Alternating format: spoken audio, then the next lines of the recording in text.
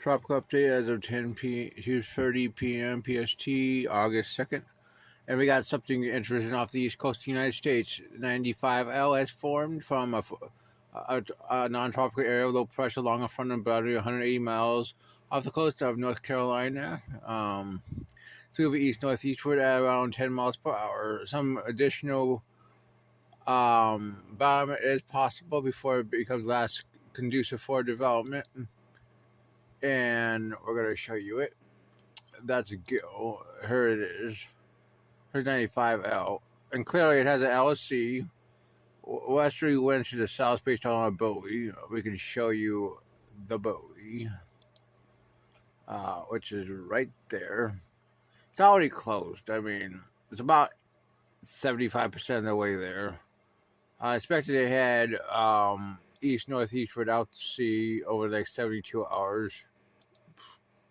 And it does have a window to become a tropical storm. Right now, I'm going to say something. I think it's about a 70% chance this thing gets named. In my opinion, I think it's pretty likely, based on what we're seeing. The westerly wind already. All it needs is a little bit more convection, and we'll have a tropical storm moving out to sea. Clearly moving away from the United States. Here's the GFS for 24 hours, 48 hours, 72 hours. Here's another system called Africa, which they have also marked, has a 20% at 7 days, which models are also hinting at some slow development. Here's the CMC, which doesn't show it, but also shows a tropical storm moving east-northeast right out to sea. Icon shows the system off Africa. Let's go to 96. Yeah, it shows the system off Africa for the icon. GFS starting to show a system off Africa.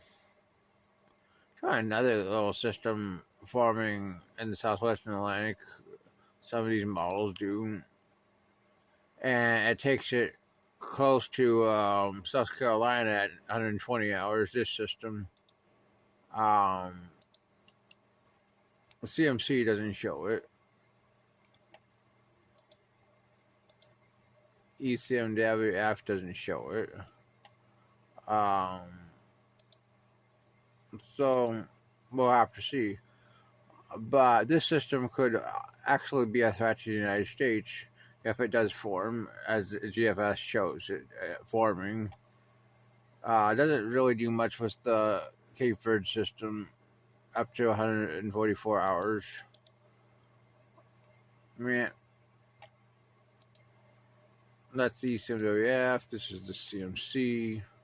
None of these models really pump that Cape Verde system that much. But the icon also shows the system off the East Coast, showing a little bit more of a. Yeah. Well, we'll have to see what goes on, but let's look at a little bit more models. 168 makes landfall over the Carolinas. Our Cape Verde system at this time. I'm really not going to touch anything over 200 hours on this channel. That's too much. That's too much in the fantasy zone, which is not what we do here. 144 hours on the EPS 18Z. Here's a GEFS. Let's look at 700 volts. Really don't see much. Let's go back to 72 hours. Not much. It does show kind of a Cape Verde system for 72. Weakens it at 96. The Eastern Pacific's also very active. Gill is clearly weakening. Um, yeah, tropical storm moving over quarter water should become a remnant low in the next 24 hours.